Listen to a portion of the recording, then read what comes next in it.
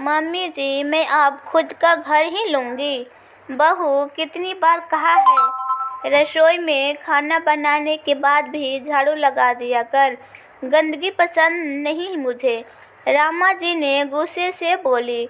Mummy जी, मैं दूसरे कामों में लग गई थी इसलिए रह गया। वैसे भी सुबह एक बार झाड़ू पोछा तो लग ही जाता है, सुरभि बोली। बहू, काम ना करने के बहाने बनाने में तो तुम में से कोई नहीं जीत सकता, रामा जी बोली। मम्मी, अब पूरे घर का काम फिर कपड़े की मशीन में भी हफ्ते में एक बार ही लगाती हूँ, बाकी दिन हाथों से धोने पड़ते हैं। अब बच्चे के अपने और आपके कपड़े तो काम ही खत्म नहीं होता, सुरभि बोली। बहू, अब बहाना बनाना है तो बात अलग है। अब तो नानू भी स्कूल जाने लगा है।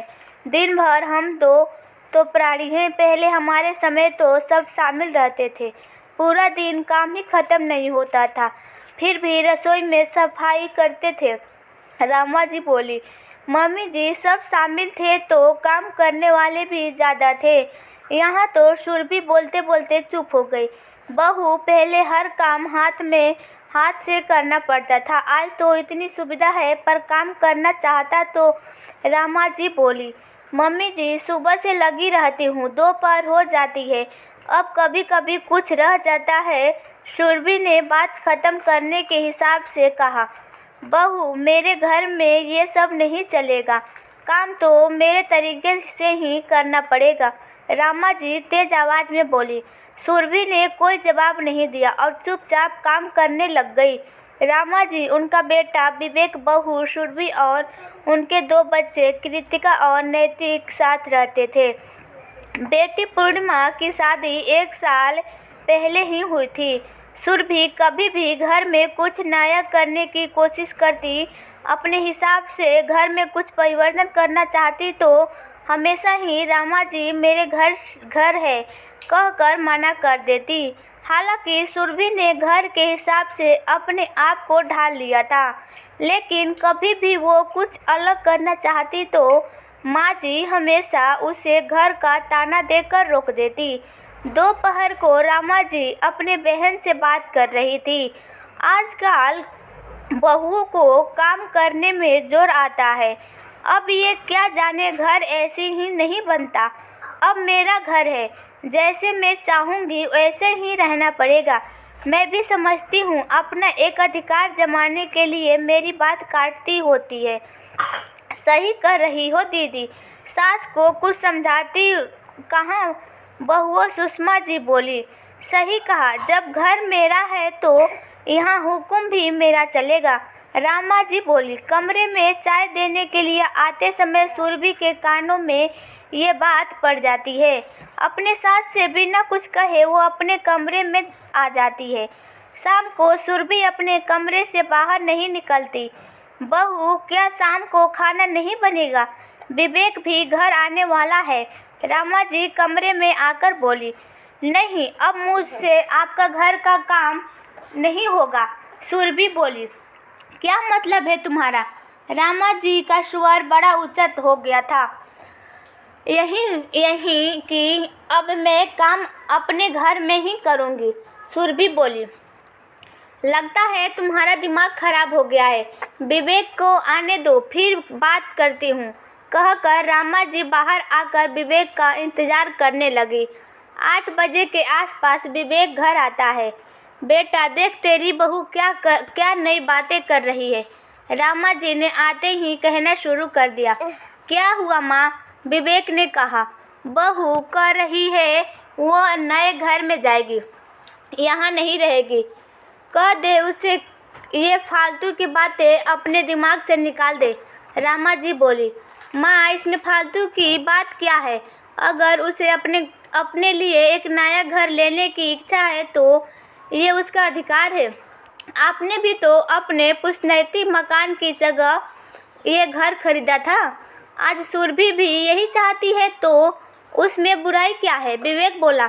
अच्छा बेटा, बीबी ने पूरी पट्टी पढ़ाकर भेजा है, मुझे नहीं मालूम था कि तुम अब अपनी माँ की नहीं अपने बीबी की सुनने लगे गए। अब यही दिन देखना बचा था कि मेरा बेटा मुझे छोड़कर जाएगा। रामा जी बोली, माँ आप ही बताइए, हर औरत चाहती है कि वो अपने घर को अपने हिसाब से चलाए, अपने हिसाब से सजाए, जैसे आपने भी किया था। आज भी इस घर में हर चीज़ आपके हिसाब से ही होती है, इसमें बुराई क्या है? सुरभि भी घर को अपने हिसाब से चलाना चाहती है और ये तो उसी के घर में संभव है। विवेक बोला, बहू पड़ गई तेरी कलेजे में ठंडक, मुझे अकेला करके अब इस घर में मैं अकेली रहूं, या तुम ये चाहती हो कल को मैं तुम्हारे घर में आऊं तो तुम मुझे कोने में डाल दो? रामा जी गुस्से में बोलने लगी, नहीं माँ जी, मैं ऐसा कुछ नहीं चाहती। मैं सिर्फ अपना घर चाहती हूँ जहाँ पर मैं सुकून की सांस ले सकूँ, जहाँ पर मेरे लिए भी कुछ सोचा जा सके, जहाँ सिर्फ मेरे लिए ताने नहीं बल्कि इज्जत भी हो। और अगर इन सब चीज़ के लिए मेरे घर का होना ज़रूरी है तो फिर मुझे तो नया घर चाहिए।